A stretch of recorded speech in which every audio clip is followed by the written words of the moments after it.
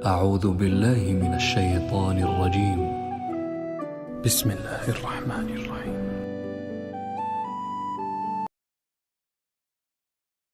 دنیا میں سب سے کمزور وہ شخص ہوتا ہے جس کے یقین میں کمزوری ہوتی ہے، اور دنیا میں سب سے بڑا قیدی وہ ہوتا ہے جو اپنے ضمیر کا قیدی ہوتا ہے۔ یقین جب لوگوں کے کمزور ہو جاتے ہیں پھر ان میں قوت فیصلہ ختم ہو جاتی ہے، پھر انسان اس کے لیے مشکل ہو جاتا ہے سمت کا تعین کرنا کہ میں نے جانا کدھر ہے، میری منزل کیا ہے، دراصل میں کون ہوں، میں یہ جو صبح سے شام تک سفر کر رہا ہوں تو میں کس لیے کر رہا ہوں، اس بیچارے کو خود نہیں پتہ ہوتا۔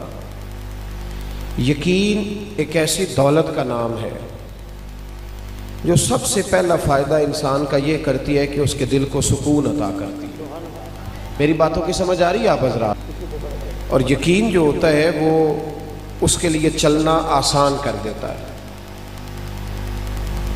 تمام نبیوں کی قومیں بڑی بڑی سخت ہوئیں، حضرت ہود علیہ السلام کی قوم بڑی سخت قوم تھی۔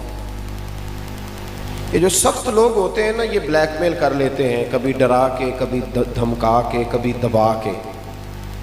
پریشر ہوتا ہے نا، ہمارے دور میں وزیروں کا بڑا پریشر ہے، کئی جگہ پہ پیروں کا بڑا پریشر ہے، تو ڈرتے ہیں لوگ، سہمے ہوئے ہوتے ہیں، مشکلات ہوتی ہیں، ڈرا لیتے ہیں۔ حضرت سیدنا ہود علیہ السلام کی قوم کے سرداروں نے آ کے کہا کہ ہود تو یہ کام چھوڑ دے، ورنہ ہم تیرے ساتھ بڑا سخت رویہ اختیار کریں گے۔ تو حضرت ہود نے ایسا فکرہ کہا کہ اللہ کو اتنا پسند آیا کہ قرآن مجید میں بیان فرما دیا۔ پتہ ہے کیا کہا حضرت ہود علیہ السلام نے؟ سخت قوم تھی، فرمانے لگے فقیدونی جمیعا، اگر میرا برا کرنے آنا ہے تو اکیلے اکیلے نہ ہو، سارے مل کے آؤ، میں دیکھ لوں گا تمہیں، اور ثم لا تنظرون، پھر مجھے کوئی مہلت بھی نہ دینا، مجھے کوئی گنجائش نہ دینا، میں کھڑا ہوں میدان میں، آؤ۔ یہاں تو ہمارے لوگ سہمے ہوئے ہیں، ڈرے ہوئے ہیں، فیصلہ نہیں کر پا رہے۔ دل دین کی دعوت دیتا ہے اور اپنے آپ کو باندھ بوندھ کے سیاستدانوں کے پاس لے جاتے ہیں، ڈرے ہوئے، مقابلہ نہیں کر پا رہے، کمزور لوگ کہتے ہیں جی میں تو نہیں نا چودھری بن سکتا، غریب کا بچہ تو نہیں نا کبھی آگے نکل سکتا۔ او بھائی، آگے نکل ہی غریب کا بچہ سکتا ہے، امیر کا بچہ کیسے آگے جائے گا؟ اس کے لیے تو مشکل ہے آگے جانا۔ تو ہمت پیدا کر۔ کسی شاعر نے کہا تھا حالات کے سہمے ہوئے لوگوں کو بتا دو حالات بدل جاتے ہیں، ایک جیسے نہیں رہتے۔ اپنے اندر استقامت، یقین کی دولت، ہمت۔ میرے رسول پاک صلی اللہ تعالیٰ علیہ وسلم نے یقین کی دولت دی صحابہ کو، یقین کی دولت۔ خود محبوب پاک صلی اللہ تعالیٰ علیہ وسلم کو جب بھی کسی نے دیکھا، حضور کو یقین کے مینارے پر پورا، معیار پر پورا اترتے ہوئے دیکھا۔ حضرت ابو سفیان رضی اللہ تعالیٰ عنہ روایت کرتے ہیں، صحیح بخاری میں موجود ہے، کہتے ہیں قبیلہ حوازن کے خلاف جب ہماری جنگ ہوئی نا، جب ہم تبوک کے لیے گئے، بڑا سخت قبیلہ تھا، جنگجو لوگ تھے۔ ان کا لڑائی کرنے کا اسٹائل یہ تھا کہ یہ اپنے تیر اندازوں کو مختلف پہاڑوں کے چوٹیوں پہ بٹھاتے تھے، اور پھر کہتے تھے کہ ایک تیر انداز تیر مارے گا، باقی توجہ کریں گے کہ اس نے تیر کہاں مارا ہے، وہ چھپ کے بیٹھے۔ تو وہ تیر انداز کہتا تھا میں دشمن کو سامنے سے ماروں گا، پھر تم نے دیکھنا میرا تیر کدھر جا رہا ہے، تمہیں بندہ نظر آئے یا نہ نظر آئے، وہ جہاں میں تیر ماروں گا تم نے بھی مار دینا ہے۔ جناب ابو سفیان کہتے جب ہم ان سے لڑنے گئے تو ایک ایک صحابی کو 40 تیر آ کے لگتے تھے، سمجھ نہیں آتی تھی کہاں سے لگ رہے ہیں۔ توجہ ہے میری بات پر؟ یہاں تو سر درد ہو تو لوگ کہتے ہیں پتہ نہیں مجھ سے کیا گناہ ہو گیا ہے، یہاں تو 2 مہینے ٹائیفائڈ بخار نہ اترے تو لوگ کہتے ہیں پتہ نہیں کیا مسئلہ ہے جی۔ وہ خدا کے بندے تھوڑا حوصلہ کر، ٹھہر نہ سیکھ، زندگی بڑے بڑے امتحان آتے ہیں، اس میں تھوڑا حوصلہ کرے۔ بس بکھرے بکھرے سے طبیعتیں، ٹوٹے ٹوٹے سے لوگ، بے چین گفتگو، پتہ نہیں کیا ہونے لگا ہے، روتے تڑپتے سسکتے آہیں بھرتے، ہر چوتھا آدمی دنیاوی دکھ پہ رونے لگ گیا ہے۔ سنیں اور یاد رکھیں، 40 تیر اکٹھے آ رہے تھے۔ کہتے ہیں صحابہ کرام نہ پیچھے ہٹنے لگے، خیال یہ بنا ہمارا کہ پیچھے ہٹ کے نہ تو نئی صف بندی کرتے ہیں, نئی ترتیب سے مقابلہ کرتے ہیں. ہمیں تو امید ہی نہیں تھی یہ اس طرح لڑیں گے. پیچھے ہٹتے ہیں, نئی صف بندی کرتے ہیں. تو جناب ابو سفیان کہتے ہیں میں حضور کے پاس تھا, میں نے نبی پاک علیہ السلام کو آگے بڑھتے دیکھا, تو میں نے دوڑ کے جا کے نا حضور کے گھوڑے کی لگام پکڑ لی. میں نے کہا حضور ذرا ٹھہر جائیں, 2 منٹ کے لیے پیچھے آئے, نئی صف بندی کر کے پھر آگے چلتے ہیں. کہتے ہیں محبوب نے میرا ہاتھ جھٹکا اور فرمایا انا النبی لا کاذب, انا ابن عبد المطلب لا کاذب. فرمایا میں پیچھے نہیں ہٹوں گا, اس لیے کہ میں نبی ہوں, بات یہ بھی سچی ہے, اور میں عبد المطلب کا پوتا ہوں, بات یہ بھی سچی ہے. پیچھے نہیں ہٹنا, آگے بڑھنا ہے, آگے بڑھنا ہے. اٹھ باندھ کمر کیا ڈرتا ہے, پھر دیکھ خدا کیا کرتا ہے. ہمارے نوجوان سوچ رہے ہیں, سہمے ہوئے ہیں, یہ سیاستدان کچھ نہیں کرتے دیتے, فلانا چودھری کو. تو کھڑا تو ہو نا بھائی, اللہ کا وعدہ ہے ان الذین قالوا ربنا اللہ ثم استقاموا تتنزل علیہم الملائکہ. اللہ فرماتے ہیں تو کہہ میرا رب ہے, پھر تو ڈٹ جا, میں تیری مدد کے لیے فرشتے بھی نازل کر دوں گا. مزاج نہیں ہے ہمارا. آپ یقین کریں ہماری زبان تھک گئی ہے جھوٹی تعریفیں کر کر, کلیجہ منہ کو آتا ہے. اب ہمارا دل نہیں کرتا. بہت سارے ایسے لوگ ہیں جن کے بارے میں کوئی جملہ کہنے کو لیکن کیوں نہیں اپنی ضمیر کی آواز پر ہم لبیک کہتے ہیں؟ کیوں ہم ڈرے ہوئے ہیں, کس بات سے سہمے ہوئے ہیں؟ بس کر دیں. نبی پاک علیہ السلام نے یقین کی دولت دی, کھڑا ہونا سیکھیں. دیکھیں نا حضرت سلمان فارسی رضی اللہ تعالیٰ عنہ فرماتے ہیں ہم خندق کھود رہے تھے. نوجوان میری بات پہ توجہ کریں. یہ کہتے ہیں ابا پہلے مجھے دے 6 کروڑ پھر کاروبار شروع کروں گا. تو صفر سے شروع کر. اقبال کہتے ہیں اپنی دنیا آپ پیدا کر اگر زندوں میں ہے. اگر تو زندہ ہے تو اپنی دنیا, جو سہارا لے کے چلتے ہیں وہ کمزور ہوتے ہیں. اپنی دنیا آپ پیدا کر اگر زندوں میں ہے. سر آدم ہے, ضمیر کن فقہ ہے زندگی. یہاں تو لوگ سہارے ڈھونڈتے ہیں. یقین کی دولت پیدا کرے, ہمت پیدا کرے. حضرت سلمان فارسی رضی اللہ تعالیٰ عنہ فرماتے ہیں ہم خندق کھود رہے تھے,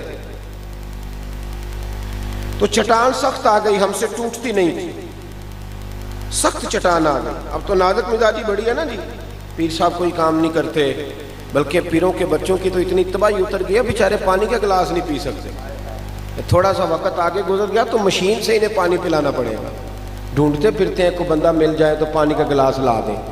یہ ناکامی ہے. یہ سیٹھوں کے بچے, نوابوں کے بچے, امیروں کے بچے, یہ لوگ جائیدادیں بناتے ہیں, بچے نہیں بناتے. اگر بچوں کی تربیت کر دی جائے تو جائیدادیں بڑی بن جاتی ہیں. ہم بچوں کو سہولیات دے کے انہیں تباہ کر دیتے ہیں. نبی رحمت صلی اللہ علیہ وسلم کی بارگاہ میں عرض کی یا رسول اللہ چٹان نہیں ٹوٹتی. تو چاہیے تھا نا کہا جاتا رکانہ پہلوان کو بلا لو, وہ بھی کلمہ پڑھ گیا ہے. کہنا چاہیے تھا نا کہ علی المرتضیٰ میں بڑا زور بازو ہے, ان سے کہا جائے وہ توڑ دیں گے, وہ تو خیبر کا دروازہ توڑنے کی قوت رکھتے.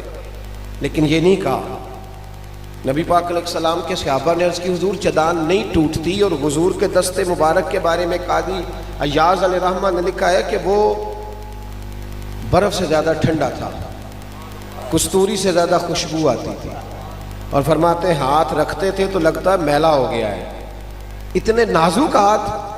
جب کہنا نہیں ٹوٹتی تو محبوب نے فرمایا پیچھے ہٹ جاؤ, میں تمہیں توڑ کے دیتا ہوں. فاضل بریلوی رحمت اللہ علیہ کا شعر دیکھیں کتنا کمال ہے. فرماتے ہیں جس کو بارے دو عالم کی پرواہ نہیں, دونوں عالم کا وزن بھی پڑ جائے تو حضور کے ہاتھوں کو پرواہ نہیں ہے. جس کو بارے دو عالم کی پرواہ نہیں, اس کے بازو کی قوت پہ لاکھوں سلام. حضور نے کدال پکڑی, ادھر دیکھنا میری طرف, کدال پکڑی, ہتھوڑا پکڑا, اوزار پکڑا. فرماتے ہیں صحابہ کہ غربت کا یہ حال تھا کہ ہم نے پیٹ پہ پتھر باندھے ہوئے تھے, کئی دنوں کی روٹی نہیں کھائی. مکے والے حملہ کر رہے ہیں, ہم دفاعی محاذ پر جنگ لڑ رہے ہیں. اور جب نبی پاک صلی اللہ تعالی علیہ وسلم نے پہلی ضرب لگائی نا چٹان کو, پہلی ضرب سرکار نے, توجہ ہے میری بات پر, ابھی مکہ فتح نہیں ہوا, ابھی مدینے میں دفاعی جنگ ہو رہی ہے, لیکن پہلی ضرب لگائی تو حضور کا حوصلہ دیکھیے. فرمایا اوتیت مفاتح الشام, فرمایا لو بھائی اللہ نے ملک شام کی کنجیاں مجھے عطا کر دی ہیں. ضرب لگ رہی ہے, ضرب. ہم بچوں کو کمزور حوصلہ دیتے ہیں, 12,000 مہینے کا کمال ہے, پھر تو کامیاب ہے. او خدا کے بندے, اسے بڑی بات سکھا. बड़ी बड़ी बातें इसे सिखा ताकि ये दुनिया के अंदर इनकलाब बर्पा करने के काबिल हो।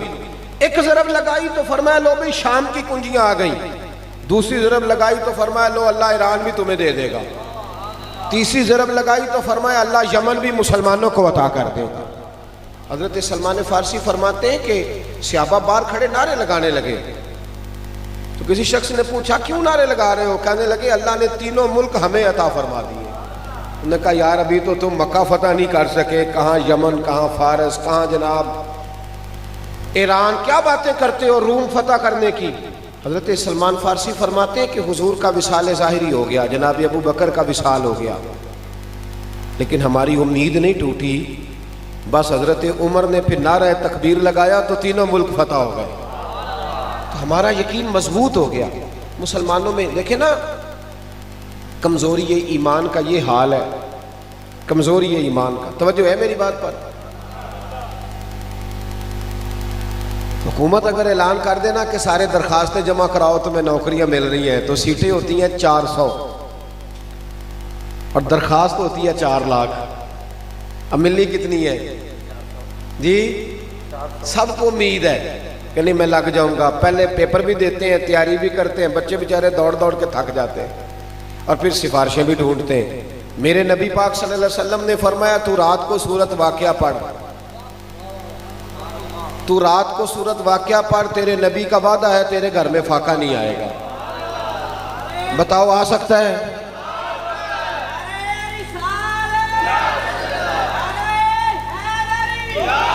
इमाम खाज़न ने इस हदीस की शरह में लिखा है। इमाम खाज़न कहते हैं कि हज़रत अमीरुल मोमिनीन सैयदना उस्मान गनी रज़ी अल्लाह ताला अन्हु का ज़माना था, तो जनाब अब्दुल्लाह इब्न मसूद बीमार हो गए, शदीद बीमार, उनकी बेटियां ज़्यादा थी। तो जनाब उस्मान गनी तीमारदारी करने गए घर में। तवज्जो है मेरी बात पर? तीमारदारी करने गए तो जाके कहने लगे हज़रत अब्दुल्लाह इब्न मसूद से कि आपकी बेटियां ज़्यादा हैं, बेटा नहीं है, आप बीमार शदीद हो गए हैं, अब पता नहीं क्या सूरत होगी, तो मैं चाहता हूँ कि मैं ख़जाने में से एक कसीर हिस्सा आपको दे दूँ ताकि आपकी बच्चियों के मामलात बेहतर हो जाए। तो जनाब अब्दुल्लाह इब्न मसूद पता क्या कहने लगे, बेटियों की फ़िक्र होती है कि नहीं माँ बाप को? आखिरी दम तक लोग जब वसीयतें करते हैं तो पहले बेटी के लिए करते हैं, लेकिन जनाब अब्दुल्लाह इब्न मसूद कहने लगे हज़रत उस्मान गनी से आप बेफिक्र होकर जाएँ, मुझे ख़जाने की ज़रूरत नहीं, मैंने अपनी बेटियों को ख़जाना दे दिया है। मैंने अपनी बेटियों को ख़जाना क्या ऑक्सफोर्ड यूनिवर्सिटी से एमफिल करा दिया है या उन्हें ऑक्सफोर्ड यूनिवर्सिटी से पीएचडी की डिग्री दिला दी है, क्या ख़जाना आ गया? जनाब अब्दुल्ला इब्न मसूद कहने लगे मैंने अपनी बेटियों को सूरत वाक़िया याद करा दी है और मुस्तफ़ा करीम का वादा है कि सूरत वाक़िया पढ़ी जाए तो फाका नहीं आता। फरमाया आप बेफिक्र होकर जाएं, सूरज अपनी जगह छोड़ सकता है, चांद टूट सकता है, पर मेरी बेटियों को फाका नहीं आ सकता। अपने अंदर यकीन की दौलत पैदा करें। हम कमज़ोर हैं, क्यों? यकीन बड़ा कमज़ोर है। तबीयतों के अंदर बेकरारी है, बेसुकूनी है, सहमे सहमे लोग। अब तो एक बीमारी बड़ी तेज़ी से फैल गई है, वो बीमारी है डिप्रेशन की, टेंशन की। सारा कुछ होने के बावजूद लोग परेशान हैं, इसलिए यकीन की दौलत ही नहीं है, ईमान की ताकत ही नहीं है।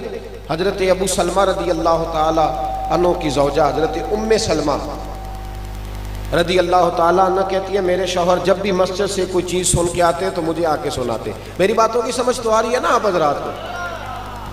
रज़वी साहब ने मेरी बहुत तगड़ी तारीफ़ कर दी, मैं परेशान हो गया था जब ये तारीफ़ कर रहे थे। मैंने कहा कि भाई देखे ना, कभी आदमी गलत फहमी का भी तो शिकार हो जाता है ना, तो मैंने कहा ऐसा ना बन जाए किसी जगह मैं भी गलत फहमी का शिकार हो जाऊँ, फिर मसला ख़राब हो जाए। लेकिन चूँकि ये इनकी तबा में नफासत है, अल्लाह ताला इन्हें जज़ा दे, तो मैं वो बात इनकी सह गया, वरना मैं नकीब हज़रात से कोशिश करता हूँ, मैं कहता हूँ मेरे कद के मुताबिक की बात करो जितना मैं हूँ, इससे ऊँची न। देखिए सुने, याद रखें मेरे भाई, हज़रत उम्मे सलमा रदी अल्लाह ताला अन्हा कहती है मेरे शौहर जो भी बात मस्जिद से सुनते ना मुझे आके सुनाते। आप भी सुनाते हैं घर जाके? जी, मोटरसाइकिल की टक्कर हो जाए तो वो सुनाते हो जाके, लेकिन जुमा पढ़ के जाके घर बात सुनाया करो, इससे घर में नूर पैदा होगा। जब घर में हुजूर की बातें छिड़ेगी ना, नूर पैदा होगा। कहते हैं वो जो भी बात सुनते घर आके सुनाते। ایک دن آئے تو کہنے لگے لو ام سلمہ میں کمال سن کے آیا ہوں آج بات تمہیں بڑا فائدہ دے گی. سناؤ. کہنے لگے آج نبی پاک علیہ الصلوۃ والسلام نے فرمایا جس بندے پر بھی کوئی مصیبت آئے اسے کہنا چاہیے انا للہ و انا الیہ راجعون. صرف موت کے وقت نہیں, الذین اذا اصابتہم مصیبہ قالوا انا للہ و انا الیہ راجعون. جب بھی کوئی مصیبت پڑے تو کیا کہنا چاہیے؟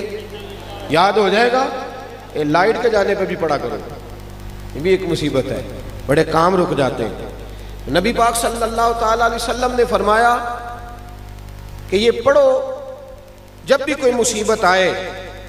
فرمایا جو تمہارا نقصان ہوا ہوگا نا اللہ تمہیں اس سے بہتر چیز عطا کر دے گا.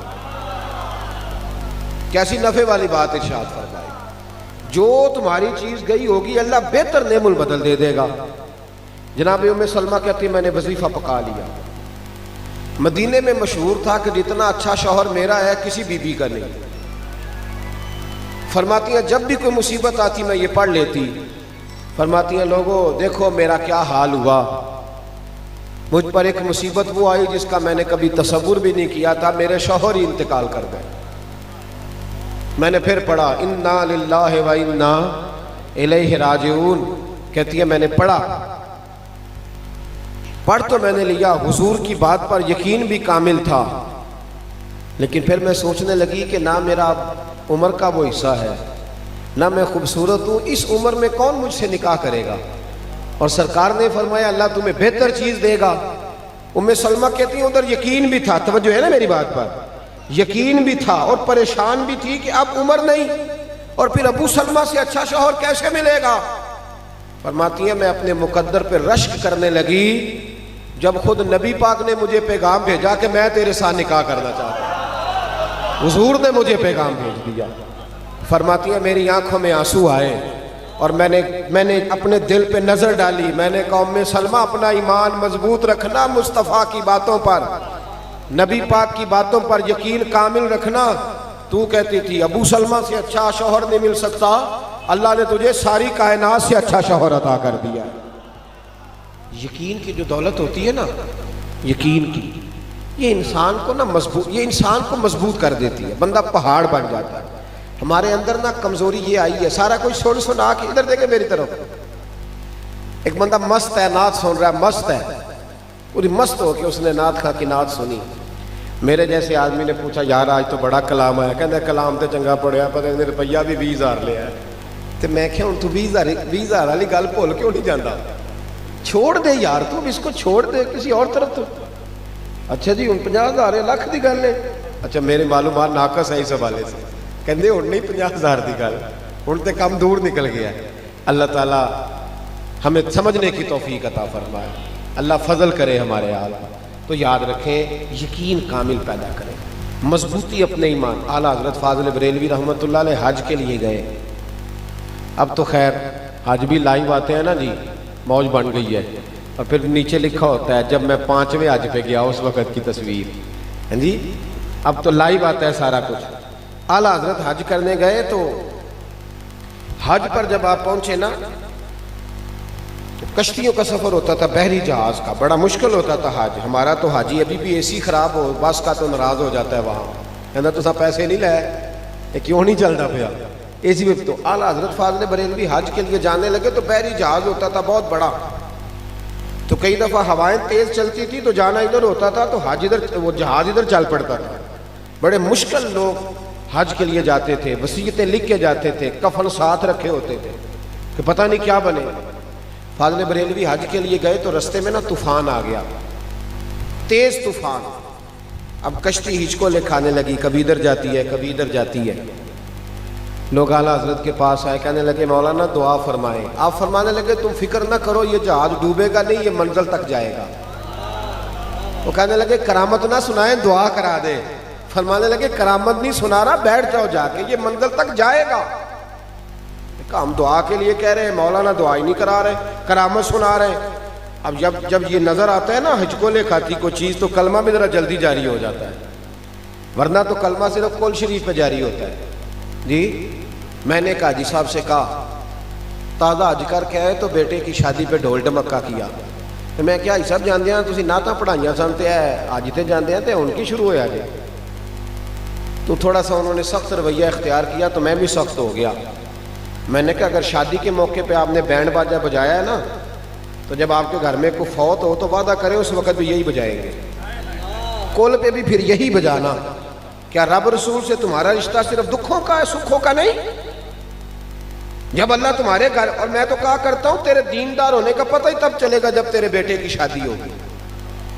کول شریف پہ تو سارے نیک ہوتے ہیں, سارے وضو کر کے شمارے پڑھنے آ جاتے. جب آیا کل کا وقت تو پھر قرآن پاک کھول لیا, تسبیح نکال لی, اور جب بیٹے کی شادی ہوئی پھر کیا مطلب ہوا؟ آج بھی کیتی جاندے ہو تے لہو بھی پیتی جاندے ہو, کھو کے مال یتیمہ دا تے بھیج مسیتی جاندے ہو, پھٹ دلاں دے سیندے نہیں تے ٹوپیاں سیتی جاندے ہو, نفس تے چھری پھیر دے نہیں تے دمبے کیتی جاندے ہو, فرض پلائی بیٹھے ہو تے نفلاں نیتی جاندے ہو, اور دسو تے سی بلے شانو ایک ہی کیتی جاندے ہو. یہ کیا انداز تکلم ہو میرے بھائی, یاد رکھ. اچھا وہ جب ہچکولے کھانے لگا نا تو سب لا الہ الا اللہ لا الہ الا اللہ. اعلیٰ حضرت کی بارگاہ میں آئے, کہنے لگے مولانا دعا کرا دے. فرمایا تمہیں کہا ہے نا کچھ دیر کا طوفان ہے, ٹل جائے گا. تھوڑی دیر گزری تو واقعی ٹل گیا, طوفان واقعی ٹل گیا. اب وہ سارے آہستہ آہستہ شرمندہ ہونے لگے کہ بابا تو کوئی صاحب کرامت ہی ہے, جیسے کہا تھا ویسے ہو. اب شرمندگی آہستہ آہستہ آہستہ آہستہ چند گھنٹے گزرے تو قدموں میں آنے لگے. کہنے لگے بابا جی ایک بات تو بتائیں, آپ کو کیسے پتا تھا طوفان ٹل جائے گا؟ تو میری طرح کا پیر ہوتا تو کہتا تو ان پہلا نہیں سی دس چھڑیا, میں میرے کو کرامت ہے. لیکن اعلیٰ حضرت پتہ کیا فرمانے لگے یہ میری کرامت نہیں, یہ میرا یقین کامل ہے. کہا حضور کیا مطلب؟ فرمانے لگے میرے نبی پاک نے سواری پر بیٹھنے کی دعا بتائی ہے. جب میں بیٹھا تھا تو میں نے دعا پڑھ لی تھی. حضور نے فرمایا پڑھ لیا کرو, حادثہ نہیں ہوگا. تو چونکہ میں پڑھ چکا تھا, اب چاند تو ٹوٹ سکتا ہے, ستارے تو جھڑ سکتے ہیں, پر حادثہ نہیں ہو سکتا, اس لیے کہ میں وہ دعا پڑھ کے بیٹھا. صاحب یاد رکھیں, یہ جو کمزوری یہ ایمان ہے نا, اس کو دور کریں, استقامت کی دولت پیدا کریں. ہمارا سکون بھی مسجد میں, ہمارا اطمینان بھی نبی پاک کے قدموں میں. ایک بات مجھے سنانے کو کہا گیا.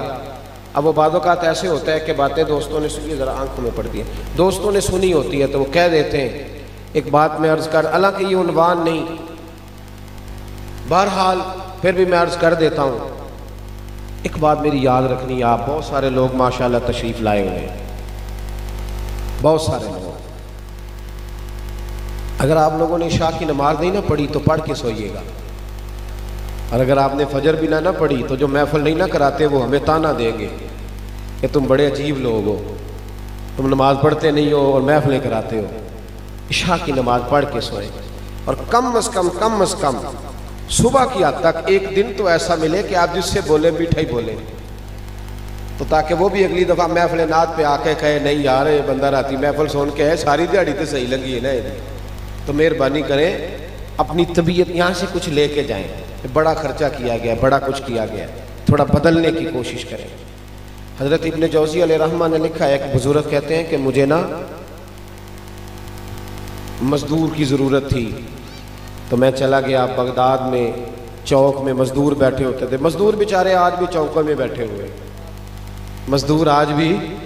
ہمیں کوئی ان کی یہ جس آدمی کے پاس کار آ جاتی ہے نا, وہ ریڑھی والے کا مذاق اڑانے لگ جاتا ہے. میں ابھی آ رہا تھا, ایک ریڑھی والا, اس نے سکریپ ریڑھی پہ رکھا ہوا تھا, تو میں نے بچوں سے کہا کہ اس کی طرف دیکھو, ادھر دیکھنا میری طرف. ابھی اس بیچارے کے سارا چہرہ بھی گریس سے سیاہی سے بھرا ہوا تھا, ہاتھ بھی پیر بھی.